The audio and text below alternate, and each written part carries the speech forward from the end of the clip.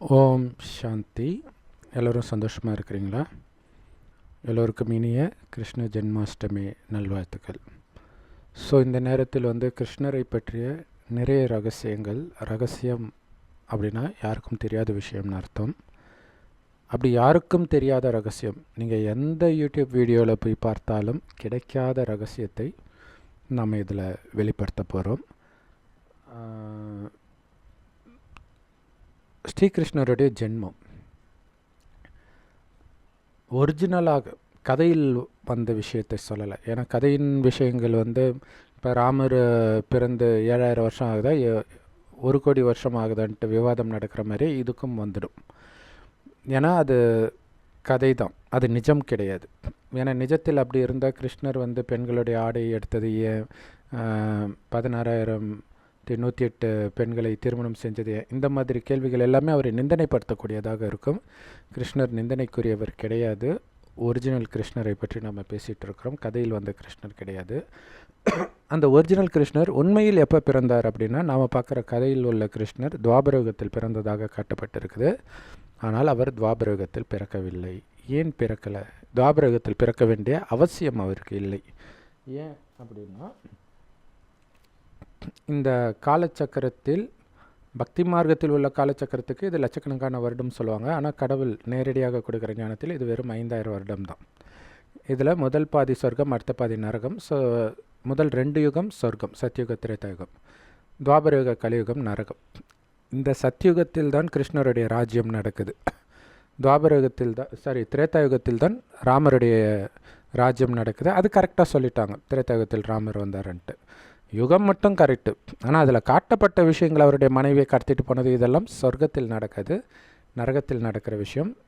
சொர்க்கத்தில் ராவணனே இருக்க மாட்டான், நரகத்தில் தான் ராவணன் இருப்பான். காமம், கோபம், பற்று, பேராசை, அகங்காரம், இந்த 5 விகாரம் மானிடமும் இதே 5 விகாரம் பெண்ணிடம் உள்ள இணைந்த ரூபம்தான் 10 தலை ராவணன்.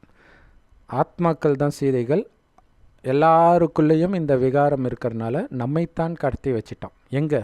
ஒட்டுமொத்த உலகமும் இன்றைக்கி ராவண ராஜ்யம் தான், இலங்கை தான். மேலேருந்து பார்த்தா இலங்கை மட்டும் இல்லை, ஒட்டுமொத்த உலகமே ஒரு தீவு மாதிரி சுற்றி கடலால் தான் சூழப்பட்டிருக்கும். சரி, ஸோ அப்போ ராவண ராஜ்யத்தை தான் நரகம்னு சொல்கிறோம். இங்கே தான் விகாரங்கள் வருது. சொர்க்கத்தில் அந்த மாதிரி கம்சன், ஜராச்சந்த், சூர்பனகை, ராவணன் போன்ற எந்த அசுரர்களும் அங்கே இருக்க மாட்டாங்க. சொர்க்கத்தில் வாழ்ந்தவர்கள் தெய்வீக குணம் கொண்ட மனிதர்கள் தான். அவங்கள தான் தேவதைகள், தெய்வம்னு நம்ம வழிபடுறோம். அவர்களே தான் மறுஜன்மம் எடுத்து நரகத்தில் வரும்போது அவங்களுக்குள்ள காமம், கோபம் இதெல்லாம் வரும்போது அவங்க அசுரர்கள் ஆகிடுறாங்க. ஸோ கிருஷ்ணராக இருந்தவரே நரகத்தில் வரும்போது அசுரராக பிறக்கிறார். அதை புரிஞ்சுக்கணும். அதே மாதிரி எல்லாமே. ஆனால் தான் நீங்கள் ராவணனை இறக்கும்போது பார்த்தீங்கன்னா தேவதையாகி மேலே போவார். ஏன்னா அசுரர்களாக இருப்பவர்களுக்கு கடைசின்னு ஒரு வருடம் சிவபெருமான் இந்த ஞானத்தை கொடுத்து மீண்டும் தேவதையாக்குறார். ஸோ இந்த ஞான அம்பு பட்டு புத்தியில் பதிந்து அதை தாரணை செய்து அவர்கள் தேவதையாக ஜென்மம் எடுக்கிறார்கள்.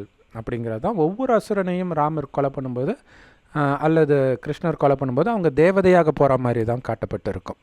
சரி, இப்போ ஒரிஜினல் கிருஷ்ணருக்கு வருவோம்.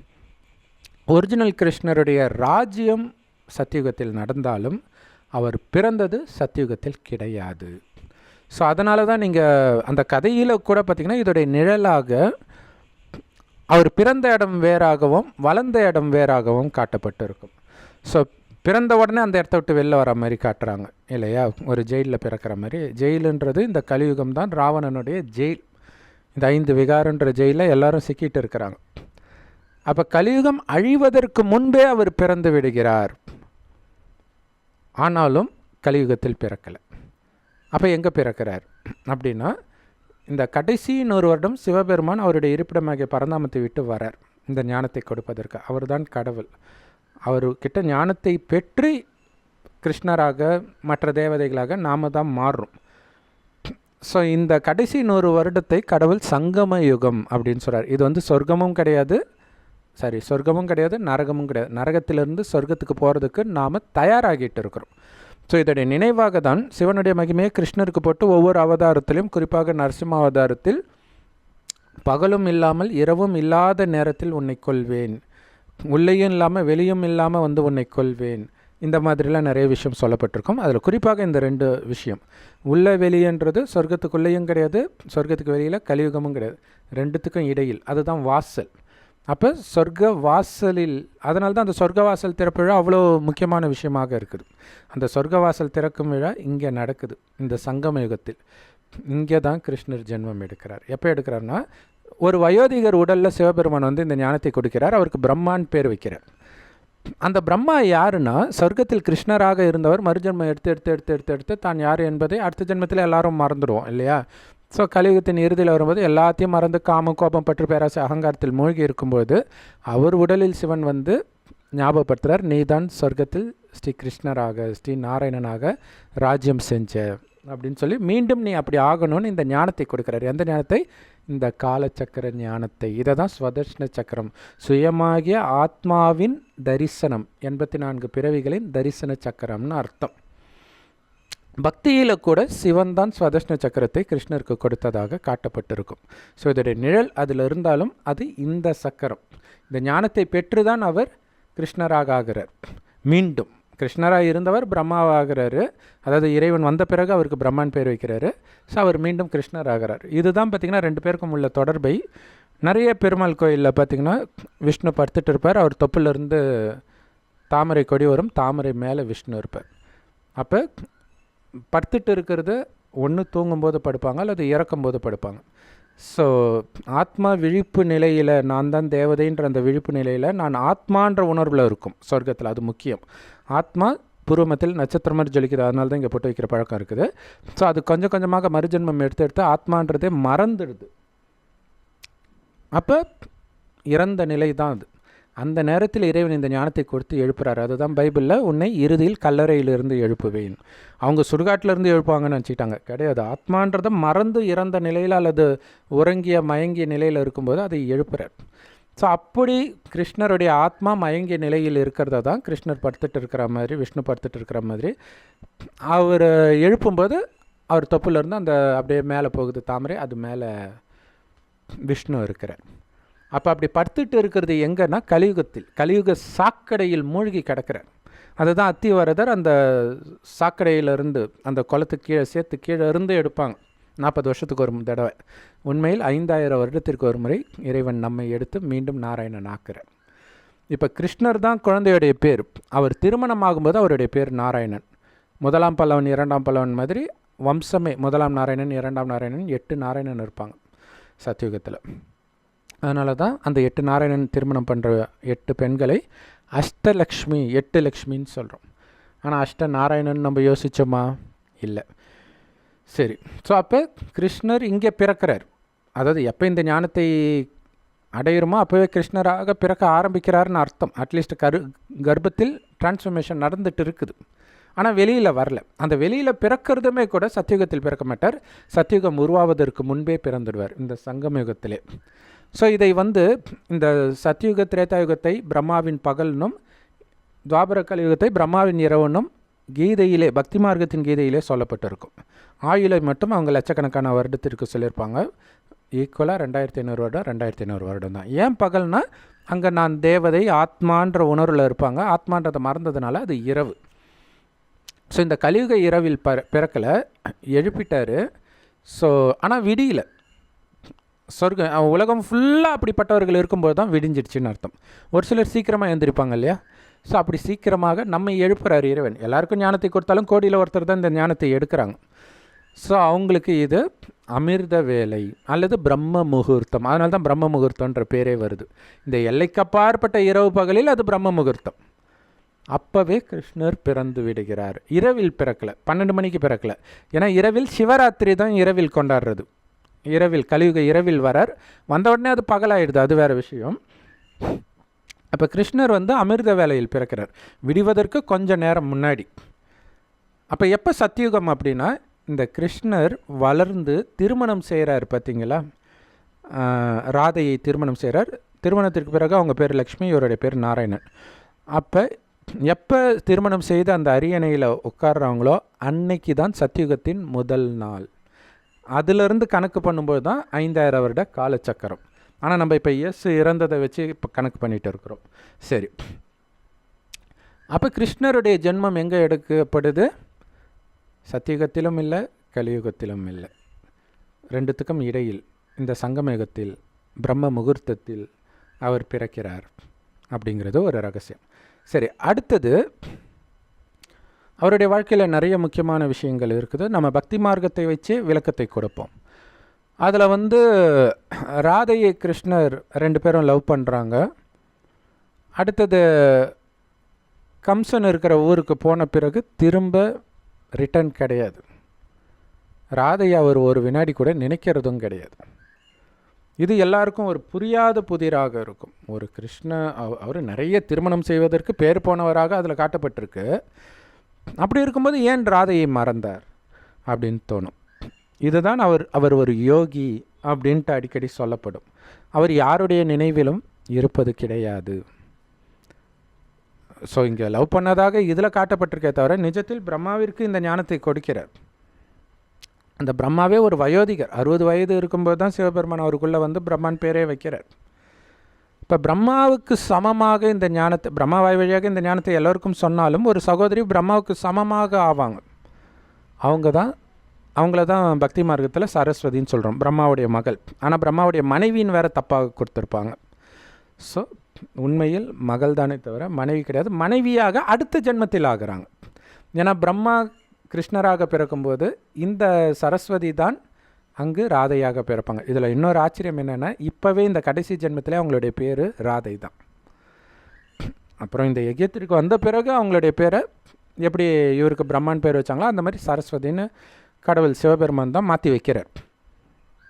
இப்போ ஏன் இவரை விட்டுட்டு போனாங்கன்றத பிரம்மா சரஸ்வதியை வைத்து பக்தி மார்க்கத்தின் கதையை வைத்து நம்ம புரிஞ்சிக்கலாம். அது கொஞ்சம் அசிங்கமான ஒரு கதை இருக்கும். பிரம்மா தன்னுடைய விந்துலேருந்து சரஸ்வதியை உருவாக்குனாங்க தனியாகவே. ஏன்னா இருக்கிறதே அவர் மட்டும்தான், எந்த படைப்பும் இல்லை. அப்போ அங்கே விலா எலும்புலேருந்து ஏவாளை கடவுள் உருவாக்குனார்னு இருக்கும். இங்கே விந்துலேருந்து அப்படின்னு சொல்லியிருப்பாங்க. ஸோ இதோடைய உண்மையான அர்த்தம் என்னென்னா, கடவுள் ஞானத்துளிகளால் சரஸ்வதியை உருவாக்கிறார், விந்து துளியால் கிடையாது. பிரம்மா வாய் வழியாக இந்த ஞானத்தை கொடுக்கிறார். அதனால் அது பிரம்மாவுடைய எலும்பு, ஆதாம், பிரம்மாவை தான் அங்கே ஆதாம்னு முஸ்லீம் கிறிஸ்தவர்கள் சொல்கிறது. மற்றபடி எலும்பை உடச்சி உருவாக்குவாங்களா, நீங்களே யோசிச்சு பாருங்கள். ஸோ அப்போ பிரம்மாவுடைய மகள், அதுதான் இங்கே முக்கியமான விஷயம். ஆனால் அவள் வளர வளர அழகாக இருக்கிறத பார்த்து பிரம்மாவிற்கே மோகம் வந்தவுடன் அவர்கிட்ட தப்பிக்கிறதுக்காக சரஸ்வதி போய் ஒளிஞ்சிக்கிட்டாங்க. அதனால தான் சரஸ்வதி நதி இப்போ வரைக்கும் கண்ணுக்கு தெரியல அப்படின்வாங்க. ஸோ பொண்ணை பற்றி பேசிகிட்டு இருக்கும்போது எப்படி நதியோட லிங்க் ஆச்சு. ஆனாலும் இது ஒரு ஆச்சரியம். அந்த பக்தி மார்க்கத்துடைய விஷயம் இங்கவும் அதே மாதிரியே வருதுன்ட்டு. அந்த திரிவேணி சங்கமத்தில் யமுனை, கங்கை, சரஸ்வதி இந்த 3ம் கலக்கிற இடம். ஆனால் 2 நதி தான் வரும், சரஸ்வதின்னு ஒரு நதி இருக்காது. ஆனால் அந்த கலக்கிற இடத்துல பார்த்திங்கன்னா கீழே இருந்து இப்படி மேலே ஊற்று வரும். ஸோ அதனால் என்ன நினச்சிக்கிறாங்கன்னா, கீழே ஓடுது சரஸ்வதி நதி அப்படின்னு நினச்சிக்கிறாங்க. மொத்தத்தில் சரஸ்வதி நதி மறைஞ்சிருக்கு, ஒரு காலத்தில் இருந்துச்சு, அது இந்த புராண கதைப்படி ஒளிஞ்சிக்கிச்சு அப்படின்னு சொல்கிறாங்க. இப்போ இந்த கதைப்படி பார்த்திங்கன்னா, பிரம்மாவுடைய மகள் சரஸ்வதி ஒளிஞ்சிக்கிட்டாங்களா பிரம்மாவை விட்டு அப்படின்னு பார்த்திங்கன்னா, நிஜத்தில் நடந்தது. உண்மையிலே சரஸ்வதின்றவங்க ஒரு சின்ன பொண்ணாக தான் வராங்க. இவருக்கு 60 வயது இருக்கும்போது அவங்க 10வது முடிச்சுட்டு வராங்க. இப்போ எவ்வளோ வயசு வித்தியாசம் இருக்குன்னு நீங்களே யோசிச்சு பாருங்கள். வந்த உடனே சிவபெருமான் பிரம்மா உடல் மூலமாக சொல்கிறார், நீ தான் சரஸ்வதி, மகாலட்சுமியாக இந்த உலகத்தை ஆள போகிறவ அப்படின்னு சொல்கிறாங்க. வந்த உடனே சொல்லிட்டாங்க. அதுக்கப்புறம் என்ன ஆச்சு அப்படின்னா, ஒரு குறிப்பிட்ட வருடத்திற்கு பிறகு 1965 சரஸ்வதி இறந்துடுறாங்க. பிரம்மா அப்பவும் உயிரோடு இருக்கிறார். யோசிச்சு பாருங்கள், இவங்க சின்ன வயசில் ஒரு 45 வயதில் இறக்குறாங்க. ஆனால் பிரம்மா உயிரோடு தான் இருக்கார். இப்போ இந்த சரஸ்வதி இங்கே இந்த ஞானம் என்ன கற்றுக் கொடுக்குதுன்றதை மெயினாக பார்க்கணும். இங்கே இறைவன் கற்றுக் கொடுக்கறது என்னன்னா, சொர்க்கத்தில் ஆத்மான்ற உணர்வில் இருந்தீங்க, அதனால் காமம் கோபம் பற்று பேராசங்காரனா என்னென்னே தெரியாமல் இருந்தீங்க.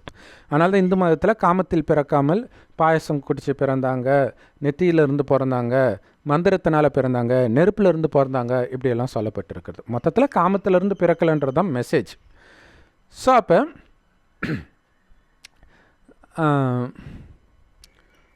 சொர்க்கத்தில் எல்லாருமே காமம் இல்லாமல் பிறப்பார்கள். எப்படி பிறப்பார்கள்னால், கணவனும் மனைவியும் நமக்கு ஒரு வாரிசு வேணும்னு நினைக்கும்போது மனைவி கர்ப்பம் அடைவாள். அதை தான் யோக பலம். தூய்மையான ஆத்மாவின் எண்ணத்திற்கு அவ்வளோ சக்தி இருக்கும். ஸோ அப்படி தான் சொர்க்கத்தில் எல்லாருமே பிறக்கிறாங்க. ஸோ அதற்கு ட்ரைனிங் இங்கே கொடுக்குறார். அங்கே காமம் கோபம் பற்றி பேராசாங்கன்னா என்னன்னே தெரியாது. ஏன்னா ஆத்மான்னு பிறரையும் ஆத்மான்னு தான் பார்ப்பாங்க. ஆத்மா ஒரு உடலை விட்டு இன்னொரு உடலுக்கு போகிறதுக்கு முன்னாடி, அந்த இறக்கிறதுக்கு முன்னாடி அதோடைய குணம் என்ன இருக்குதோ அந்த குணத்தை எடுத்துகிட்டு போயிடும். ஸோ அதுக்கு தான் கடவுள் சொல்கிறார், இறப்பதற்கு முன் உங்களுடைய குணத்தை சொர்க்கத்திற்கு தகுதி வாய்ந்ததாக மாற்றுங்கள். அங்கே எப்படி காமம் கோபம் பற்று பேராசை அகங்காரம்னா என்னன்னே தெரியாமல் இருந்தாங்க. எப்படி? உடல்ன்ற உணர்விலே வரல, ஆத்மான்ற உணர்விலே இருந்து ஒவ்வொருத்தரையும் ஆத்மான்னு பார்ப்பாங்க. பூர்வ மத்தியில் தான் உங்களுடைய கவனம் இருக்கும். ஆத்மா தான் கண் வழியாக பார்க்குது, வாய் வழியாக பேசுதுன்றது சதா ஞாபகம் இருக்கும். ஸோ அப்படி நீங்கள் மாறணும்.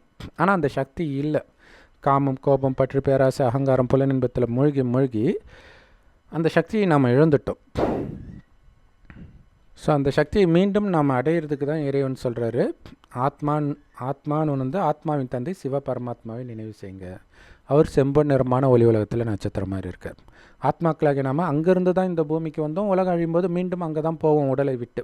ஆனால் போகிறதுக்குள்ளே சொர்க்கத்தின் குணாதிசயங்களை நீங்கள் இப்போவே வளர்த்துக்கிட்டிங்கன்னா சொர்க்கத்தில் ஜென்மம் எடுப்பீர்கள். இல்லை என்றால் சொர்க்கம் முடிந்து மீண்டும் நரகம் ஆன பிறகே நீங்கள் ஜென்மம் எடுப்பீங்க. அப்படின்றது தான் இறைவன் கொடுக்குற ஞானத்துடைய சாரம். ஆத்மான்னு பரமாத்மாவை நினைவு செஞ்சுக்கிட்டே இருக்கணும். எந்த காரியம் செய்தாலும் அதுக்கு பேர் தான் கர்மயோகன்றது.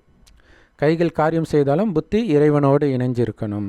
புத்தி இறைவனிடம் போவதற்கு எப்பவும் தயாராக இருக்கணும். உடலை விட்டு பிரியும் போது இறைவனையும் சொர்க்கத்தையும் தவிர வேறு எந்த சிந்தனையும் இருக்கக்கூடாது. குறிப்பாக கலியுகத்தின் எந்த மனிதர்கள், உறவுகள், குணம், விஷயங்கள் எதுவுமே ஞாபகம் இருக்கக்கூடாது.